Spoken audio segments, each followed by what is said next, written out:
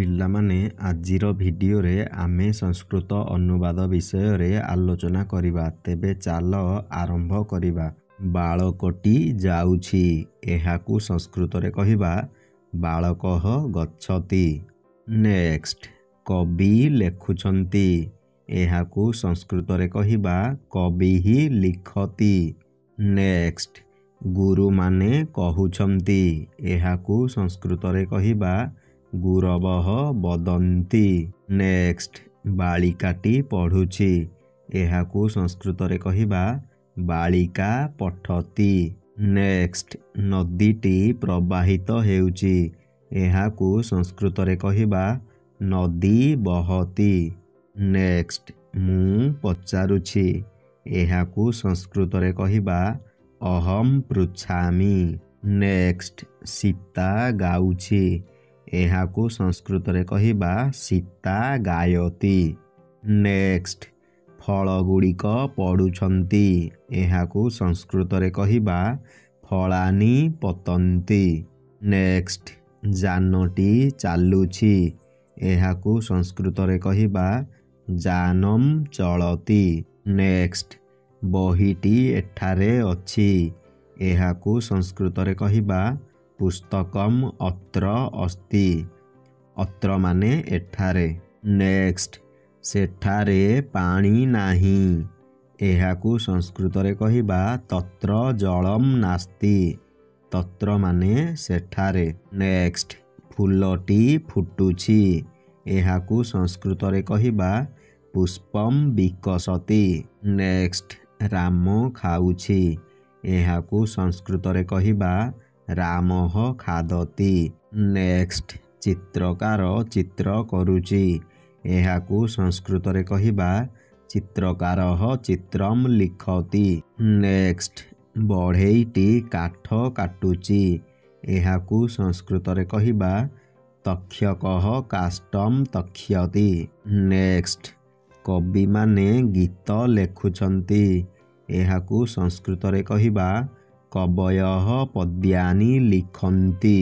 Next, ଶତ୍ରୁମାନେ ନଗରକୁ ଆକ୍ରମଣ କରୁଛନ୍ତି, ଏହାକୁ ସଂସ୍କୃତରେ କହିବା ଶତ୍ରବଃ ନଗରୀମ୍ ଆକ୍ରମନ୍ତି। ନେକ୍ସଟ, ଛାତ୍ରମାନେ ଶ୍ଲୋକ ଗାଉଛନ୍ତି, ଏହାକୁ ସଂସ୍କୃତରେ କହିବା ଛାତ୍ରାଃ ଶ୍ଲୋକାନ୍ ଗାୟନ୍ତି। ନେକ୍ସଟ, ଗୋପାଳ ବିଦ୍ୟାଳୟକୁ ଯାଉଛି, ଏହାକୁ ସଂସ୍କୃତରେ କହିବା ଗୋପାଳଃ ବିଦ୍ୟାଳୟମ୍ ଗଚ୍ଛତି। ନେକ୍ସଟ, ଗୀତା ବହି ପଢ଼ୁଛି, ଏହାକୁ ସଂସ୍କୃତରେ କହିବା ଗୀତା ପୁସ୍ତକମ୍ ପଠତି। ନେକ୍ସଟ, ବାଘ ଜଙ୍ଗଲରେ ବାସ କରୁଛି, ଏହାକୁ ସଂସ୍କୃତରେ କହିବା ବ୍ୟାଘ୍ରଃ ବନମ୍ ଅଧିବସତି। ପିଲାମାନେ ଏଠାରେ ଅଧି ଉପସର୍ଗ ଲାଗିଛି, ତେଣୁ ଦ୍ୱିତୀୟା ବିଭକ୍ତି ହୋଇଛି। ନେକ୍ସଟ, ଶିବ କୈଳାସରେ ବାସ କରନ୍ତି, ଏହାକୁ ସଂସ୍କୃତରେ କହିବା ଶଙ୍କରଃ କୈଳାସମ୍ ଅଧିବସତି। ନେକ୍ସଟ, ବିଷ୍ଣୁ ବୈକୁଣ୍ଠରେ ବାସ କରନ୍ତି, ଏହାକୁ ସଂସ୍କୃତରେ କହିବା ବିଷ୍ଣୁଃ ବୈକୁଣ୍ଠମ୍ ଅଧିବସତି। ନେକ୍ସଟ, ଶରତ ଗାଁରେ ବାସ କରୁଛି, ଏହାକୁ ସଂସ୍କୃତରେ କହିବା ଶରତଃ ଗ୍ରାମମ୍ ଅଧିବସତି। ନେକ୍ସଟ, ହିମାଳୟ ଚାରିଆଡ଼େ ଜଙ୍ଗଲ ଅଛି, ଏହାକୁ ସଂସ୍କୃତରେ କହିବା ହିମାଳୟମ୍ ଅଭିତଃ ଅରଣ୍ୟାନି ସନ୍ତି। ନେକ୍ସଟ, ପୋଖରୀ ଭିତରେ ମନ୍ଦିର ଅଛି, ଏହାକୁ ସଂସ୍କୃତରେ କହିବା ସରୋବରମ୍ ଅନ୍ତରା ମନ୍ଦିରମ୍ ଅସ୍ତି। ନେକ୍ସଟ, ଘର ଚାରିଆଡ଼େ ପାଚେରୀ ଅଛି, ଏହାକୁ ସଂସ୍କୃତରେ କହିବା ଗୃହମ୍ ପରିତଃ ପ୍ରାଚୀରମ୍ ଅସ୍ତି। ନେକ୍ସଟ, ବିଦ୍ୟାଳୟ ନିକଟରେ ବଗିଚା ଅଛି, ଏହାକୁ ସଂସ୍କୃତରେ କହିବା ବିଦ୍ୟାଳୟମ୍ ନିକଷା ଉଦ୍ୟାନମ୍ ଅସ୍ତି। ନେକ୍ସଟ, ପୋଖରୀ ମଝିରେ ନୀଳପଦ୍ମ ଅଛି, ଏହାକୁ ସଂସ୍କୃତରେ କହିବା ସରୋବରମ୍ ଅନ୍ତରା ନୀଳୋତ୍ପଳାନି ସନ୍ତି। ନେକ୍ସଟ, ବିଦ୍ୟାଳୟ ନିକଟରେ ଦୋକାନ ଗୁଡ଼ିକ ଅଛି, ଏହାକୁ ସଂସ୍କୃତରେ କହିବା ବିଦ୍ୟାଳୟମ୍ ସମୟା ଆପଣାଃ ସନ୍ତି। ନେକ୍ସଟ, ସୈନିକମାନେ ରାସ୍ତାର ଦୁଇ ପାର୍ଶ୍ୱରେ ଯାଉଥିଲେ। ଏହାକୁ ସଂସ୍କୃତରେ କହିବା ସୈନିକାଃ ମାର୍ଗମ୍ ଉଭୟତଃ ଅଗଛନ୍। ପିଲାମାନେ ଏଠାରେ ଅଭିତଃ, ଅନ୍ତରା, ପରିତଃ, ନିକଷା, ଉଭୟତଃ, ସମୟା ଆଦି ଶବ୍ଦଗୁଡ଼ିକ ଅଛି। ତେଣୁ ଏହି ଶବ୍ଦ ପୂର୍ବରୁ ଆମେ ଦ୍ୱିତୀୟା ବିଭକ୍ତି ବ୍ୟବହାର କରିଛେ। ନେକ୍ସଟ, ବାପାଙ୍କ ପଛରେ ପୁଅ ଯାଉଛି। ଏହାକୁ ସଂସ୍କୃତରେ କହିବା ପିତରମ୍ ଅନୁ ପୁତ୍ରଃ ଗଚ୍ଛତି। ନେକ୍ସଟ, ରାମ ପଛରେ ଶ୍ୟାମ ଯାଉଛି। ରାମମ୍ ଅନୁ ଶ୍ୟାମଃ ଗଚ୍ଛତି। ନେକ୍ସଟ, ମୋ ପଛରେ ତୁମେ ଆସ। ଏହାକୁ ସଂସ୍କୃତରେ କହିବା ମାମ୍ ଅନୁ ତ୍ୱମ୍ ଆଗଚ୍ଛ। ନେକ୍ସଟ, ଗଛର ଉପର ଆଡ଼କୁ ବହୁତ ଫଳ ଅଛି।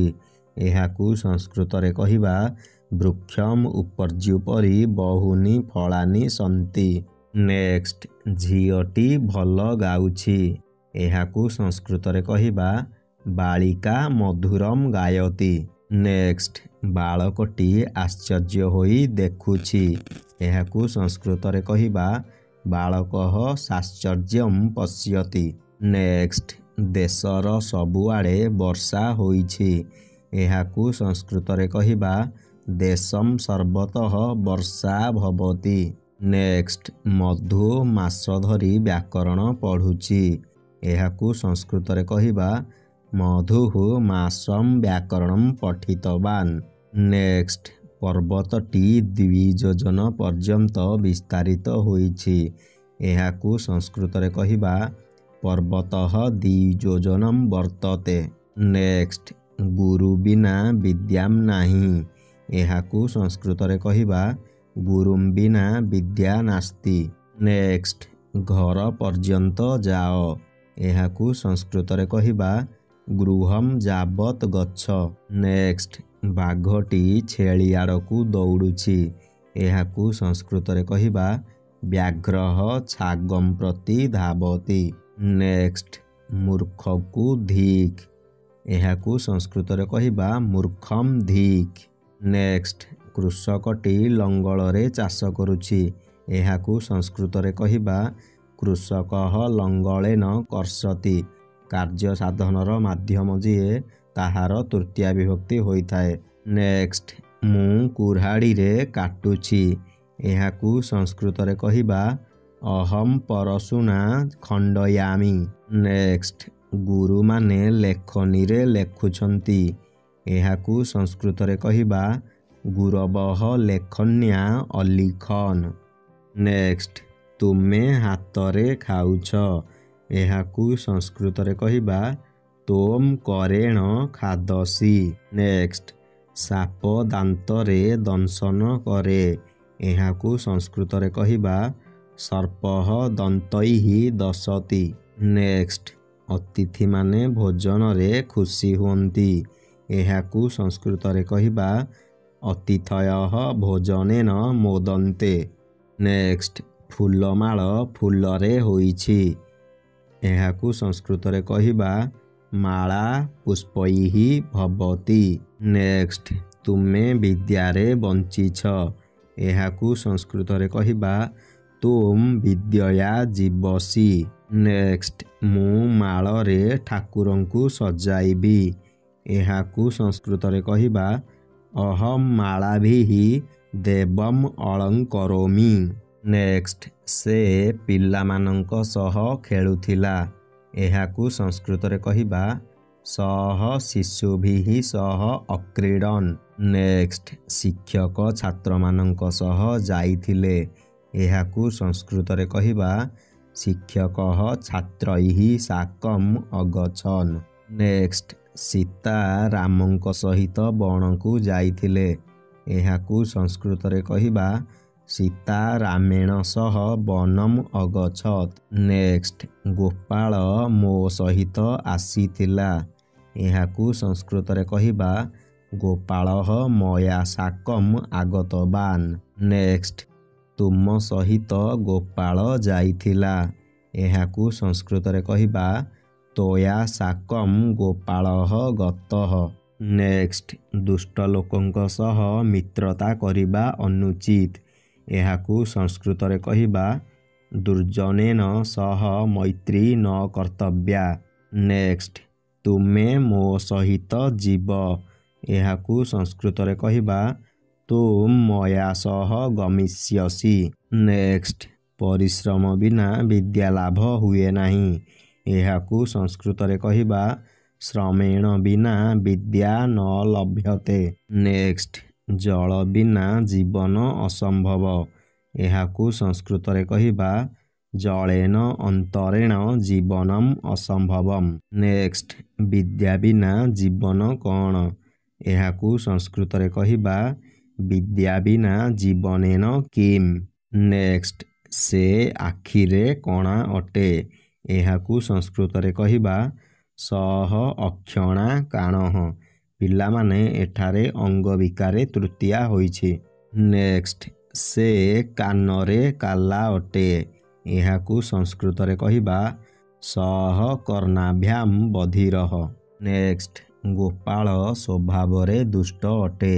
ଏହାକୁ ସଂସ୍କୃତରେ କହିବା ଗୋପାଳଃ ସ୍ୱଭାବେନ ଚପଳଃ। ନେକ୍ସଟ, ସେ ଦ୍ରୁତ ଗତିରେ ଧାଉଁଛି। ଏହାକୁ ସଂସ୍କୃତରେ କହିବା ସହ ବେଗେନ ଧାବତି। ନେକ୍ସଟ, ସୁଶାନ୍ତ ସୁଖରେ ରହୁଛି। ଏହାକୁ ସଂସ୍କୃତରେ କହିବା ସୁଶାନ୍ତଃ ସୁଖେନ ତିଷ୍ଠତି। ନେକ୍ସଟ, ଝିଅଟି ଆକୃତିରେ ସୁନ୍ଦର। ଏହାକୁ ସଂସ୍କୃତରେ କହିବା ବାଳିକା ଆକୃତ୍ୟା ଚାରୁଃ। ନେକ୍ସଟ, ସେ ସ୍ୱଭାବରେ ସରଳ। ଏହାକୁ ସଂସ୍କୃତରେ କହିବା ସହ ସ୍ୱଭାବେନ ସରଳଃ। ନେକ୍ସଟ, ବାଳକଟିକୁ ଶୀଘ୍ର ଯିବାକୁ ଦିଅ। ଏହାକୁ ସଂସ୍କୃତରେ କହିବା ବାଳଃ ବେଗେନ ଗଚ୍ଛତୁ। ପିଲାମାନେ, ଏଠାରେ ଆଜିର ଭିଡ଼ିଓଟି ଶେଷ ହେଉଛି। ଆଶା କରୁଛି ଭିଡ଼ିଓଟି ତୁମମାନଙ୍କୁ ବହୁତ ସାହାଯ୍ୟ କରିବ। ଏହିଭଳି ଶିକ୍ଷଣୀୟ ଏବଂ ଗୁରୁତ୍ୱପୂର୍ଣ୍ଣ ଭିଡ଼ିଓ ଦେଖିବା ପାଇଁ ଏହି ଚ୍ୟାନେଲକୁ ସବସ୍କ୍ରାଇବ୍ କରି ପାଖରେ ଥିବା ବେଲ୍ ଆଇକନକୁ ପ୍ରେସ୍ କରିଦିଅ।